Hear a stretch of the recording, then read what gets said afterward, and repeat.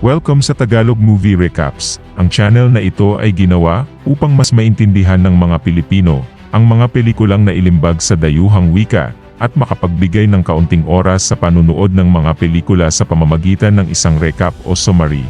So sit back and enjoy the movie.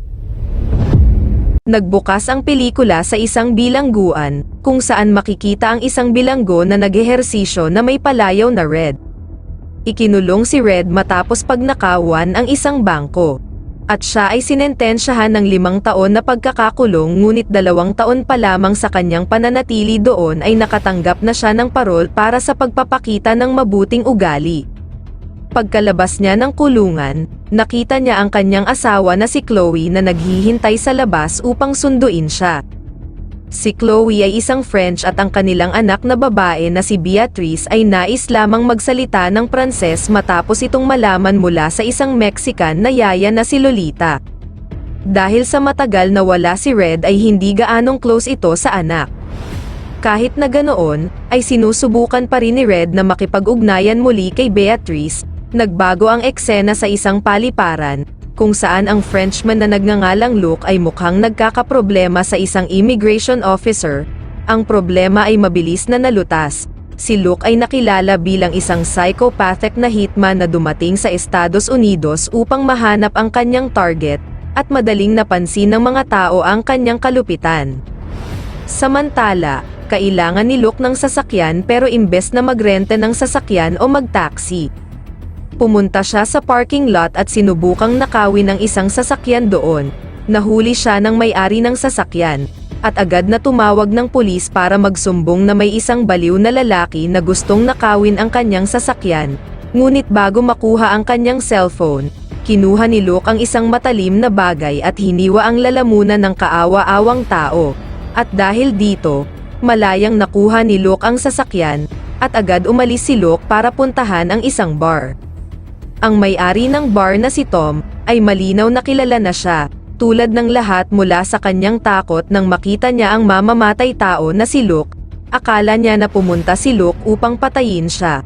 Ngunit mali ang hula nito, dahil ang pakay talaga ni Luke ay ang mga armas ni Tom, dahil si Tom pala ay isang gun dealer at front cover lamang ang kanyang bar para sa kanyang ilegal na gawain. Sa sandaling iyon, agad na pumunta si Tom at Luke sa bubong kung saan nakalagay ang mga armas nito. Kaagad na ipinakita sa kanya ni Tom ang iba't ibang uri ng mga baril. Nagustuhan ni Luke ang isang sniper, at dito ay sinubukan niya ang lakas nito sa pamamagitan ng pagpapaputok nito sa isang lalaki na nakatayo sa tabi ng kalsada, at napatay niya ang lalaki nang walang kaunting konsensya o pakiramdam ng pagkakasala. Pagkatapos makapili, bumalik na sa bar ang dalawa. At sa di inaasahan ay dumating ang kaibigan ni Tom, at ininsulto nito si Luke, at dahil dito binaril niya sila kasama na si Tom na akmang babarilin siya ng shotgun. Samantala, si Red ay tumitingin sa isang painting sa bahay nito. Ang painting na likha ni Chloe, ay may pagkakatulad sa mga dingding sa kanyang dating bilangguan. Samantala, si Chloe ay nagpaplano na ipakita ang kanyang mga painting sa isang art exhibition ngayong gabi. At gustong nitong pumunta si Red, kahit hindi naman niya naiintindihan ang art. Sa gallery, habang naghahanda si Chloe para sa exhibit, ay dumating si Derek. Si Derek ang may-ari ng gallery. Pinuntahan niya si Chloe sa kanyang kwarto at binalak nitong akitin si Chloe. Sinusuyo siya nito at sinubukang mag-propose sa kanya. Ngunit agad namang tumanggi si Chloe, at ipinaliwanag na may anak at asawa na siya. At binanggit pa ni Chloe na isang ex-convict ang kanyang asawa para matakot si Derek. Ngunit nagalit ito at binantaan niya si Chloe. Kapag nabigo siyang ibenta ang anumang mga painting niya ngayong gabi ay kailangan niyang bayaran ang gallery sa mataas na presyo. At kung hindi siya makakabayad, mapipilitan si Derek na kunin ang lahat ng asset niya. Samantala, bumisita si Red sa isang pawn shop ng kanyang matalik na kaibigan na si Leroy. Si Leroy ay kasama rin niya sa pagnanakaw. Habang sila ay masayang nagkumustahan at nag-uusap ay biglang pumasok ang isang lalaki sa pawn shop. Ang lalaki ay si Ernesto, isang pulis na pinaghihinalaan pa rin sila. binalaan si Red ni Ernesto na huwag gumawa ng anumang kalukuhang bagay dahil nasa parol pa siya, at matapos makumpirma na hindi nagdadala ng baril at droga si Red ay agad din itong umalis. Ngunit, ang kanyang hinala sa kanila ay talagang totoo. Sa pag-alis ni Ernesto ay agad pumasok ang dalawa sa sekretong pintuan. Ipinakita ni Leroy ang isang vault na kahalintulad ng vault sa bangko na kanilang ninakawan. At sinabihan si Red na i-unlock ito, upang mapatunayan na may kakayahan pa itong buksan ang kahit na anong vault. Pero hindi niya ito nabuksan, dahil sa kanyang pagkakakulong ay nakalimutan na nitong ma-break ang vault. Pero, naniniwala pa rin si Leroy sa kanya, at alam nito na maibabalik ni Red ang kakayahan na mabuksan ang kahit na anong vault, kaya binuksan na lang ito ni Leroy gamit ang isang susi, at dito nakita ni Red ang laman ng vault na nagkakahalaga ng $600,000, at plano ni Roy na dito kukunin ang perang nawala sa kanila dahil sa nabigong operasyon nila dati. Subalit, sinabi sa kanya ni Red na bago nila gawin ito ay pupunta muna sila sa exhibit ni Chloe, at agad umalis ang dalawa. Samantala, sa ibang lugar itinigil ni Luke ang kanyang sasakyan matapos makita ang isa pang kotse na labis niyang kinaiinteresan. Gusto niyang kunin sa may-ari ang kotse, at palaging nitong nakukuha ang gusto niya. Pagkatapos, nakuha niya ang kotse matapos barilin at mapatay ang may-ari. At sa sandaling iyon, minaneho nito ang sasakyan ng walang ingat, at dahil dito nakita siya ng isang nagpapatrolyang pulis at agad siyang pinahinto. Pinalundag ni Luke ang kotse at naipit ang pulis sa ilalim, at pinagbabaril nito ang patrol car at pinasabog. Kinagabihan, binisita ni Red at Leroy ang exhibition ni Chloe at hindi lang sila, kundi dumating din si Ernesto dahil isa siyang pulis at isang painting collector. Samantala, hindi nakatanggap ng magandang review mula sa mga judge ang mga paintings ni Chloe dahil dry at walang buhay daw ang mga ito. Narinig ni Red ang sinabi ng isang judge, kaya nilapitan niya ito at gustong suntukin ngunit pinigilan siya ni Leroy. Samantala, kasama naman ni Beatrice ang kanyang yaya Lolita sa kanilang bahay. At masayang naglalaro ng PlayStation, ngunit agad siyang pinaakyat ni Lolita dahil oras na para matulog. Pag-alis ni Beatrice, biglang may kumatok sa kanilang pinto. At pagbukas niya, nakita niya si Luke at gusto nitong pumasok sa kanilang bahay. Ang dahilan ng pagpunta ni Luke sa United States ay para patayin si Red. Lumalabas na si Red ang target ng hitman. Biglang pumasok si Luke sa bahay at dahil sa pagkabigla ni Lolita, agad na nagalit ito sa kanya at gustong palabasin si Luke. Narinig ni Beatrice ang sigaw ni Lolita, at sinubukan nitong harapin si Luke pero napatay siya ni Luke na parang insekto lang sa kanya.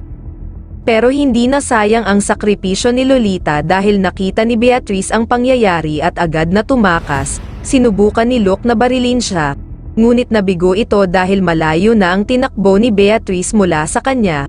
Ang pagkabigo ay naging sobrang obsessed ni Luke sa kanya, dahil ito ang unang beses na natakasan siya. Ngunit sa sandaling iyon, hindi na nagkaroon ng oras si Luke upang isipin ang tungkol sa bata. Kailangan pa niyang hanapin si Red na wala sa kanilang bahay. Sa paghahanap ni Luke sa lugar, napansin niya ang isang invitation card para sa art exhibition ni Chloe at nakalagay sa card ang address, kaya agad pinuntahan ni Luke ang lugar. Sa art gallery, makikita ang pagdating ni Luke at magkasunod lang silang dumating ni Beatrice. Hindi nagsayang ng oras at agad pinaulanan ng bala ni Luke ang lahat ng tao kabilang ang judges at tumalsik ang mga dugo nito sa painting ni Chloe. At walang sino man ang makakapigil sa kanya, maliban kay Ernesto na dala-dala ang kanyang baril. Samantala, natamaan din ang kaibigan ni Red na si Leroy, at bago mawalan ng hininga ay ibinigay nito ang susi ng vault sa kanyang pawn shop, at agad umalis si Red para iligtas ang kanyang pamilya. Sa kasamaang palad, nakita sila ni Luke habang paalis sa kanilang sasakyan at sinubukan silang barilin subalit tumilapon ito sa harap ng sasakyan. Agad nagtanong si Chloe sa pagkatao ng hitman at bakit gusto silang patayin nito. Dito na inamin ni Red na si Luke pala ay kapatid ng kasamahan ni Red sa pagnanakaw at napatay ito habang nagnanakaw sila, at sinisisi ni Luke si Red sa pagkamatay ng kanyang kapatid. Dito na rin inamin ni Red kay Chloe tungkol sa vault na may lamang $600,000 at lalo pa itong nagalit sa kanya dahil sa dami ng sekretong itinatago nito sa kanya, pero wala na siyang magagawa kundi sinabihan si Red na kunin ang pera dahil ito lang ang makapagliligtas sa kanila sa bankruptcy.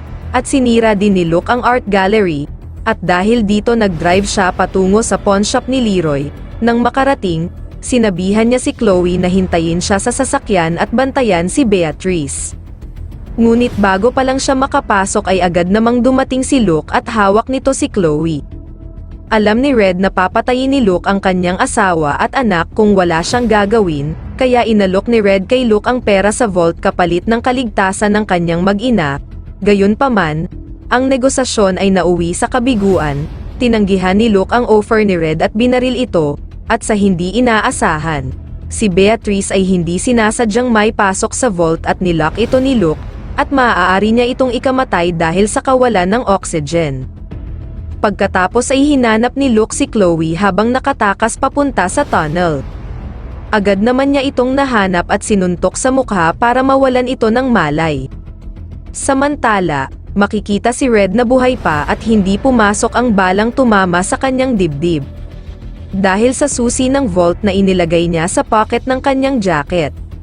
Nang makitang wala si Luke, agad niyang pinuntahan ang vault para mailigtas si Beatrice.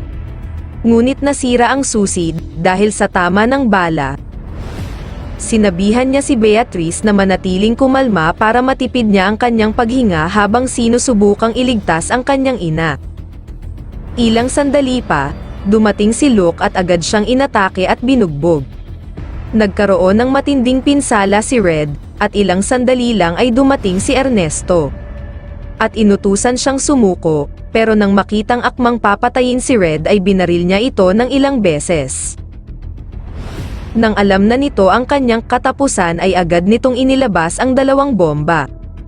Para pasabugin silang lahat ngunit hindi ito gumanhan ng maayos, kaya ang sarili lang nito ang sumabog. Ngunit hindi pa dito natatapos ang problema, dahil kailangan pang iligtas ni Red si Beatrice na nauubusan na ng oxygen sa loob ng vault.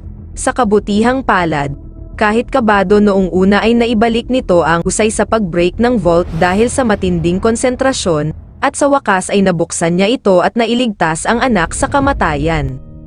Samantala, na-realize ni Ernesto na kailangan niyang pakawalan si Red dahil sa pamilya nito, at masaya siya para kay Red, dahil ligtas ang kanyang mag-ina, at nagpanggap na walang alam sa nangyari sa gabing iyon, at tutuusin, binigyan din si Ernesto ng kanyang superior ng medal dahil sa pagpigil kay Luke. Sa katapusan ng pelikula, makikitang nag-uusap si Red at Chloe. At nag-iisip kung ano na ang gagawin matapos ma-failure sa kanyang art exhibition at masunog ang pera nila ni Leroy. At sila ay nagulat nang biglang dumating si Derek at ipinaalam kay Chloe na naibenta ang kanyang mga paintings sa halagang $300,000, na pag-alaman na nagustuhan ang kanyang paintings dahil sa mga nakamarkang dugo, at ito ang nagbibigay buhay sa painting. Sa huling eksena, makikita si Red, Chloe, at Beatrice na masayang sumasayaw at nagbunyi sa kanilang bagong buhay at kaginhawaan, at dito natapos ang pelikula. Kung nagustuhan niyo ang kwento, paki-subscribe naman po at maraming salamat.